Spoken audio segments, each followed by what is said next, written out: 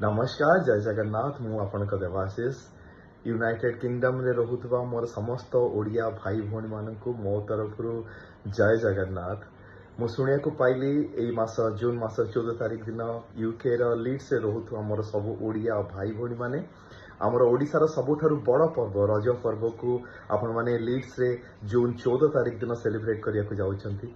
सुनिकी भारी खुशी लागिला कहीं ना ओडिशार सबुठारु बड़ पर्व को मध्य आपण माने यूनाइटेड किंगडम रे रहिकी मध्य भूली नाहांती। आपण माने ओडिशार कल्चर ओडिशार हेरिटेज ओडिशार परंपरा ओडिशार संस्कृति को निज साथी रे रखिछंती। एटा गोटे बहुत बढ़िया कथा ओडिया हिसाब रे मु बहुत ही गर्व फील करूची एथि पई।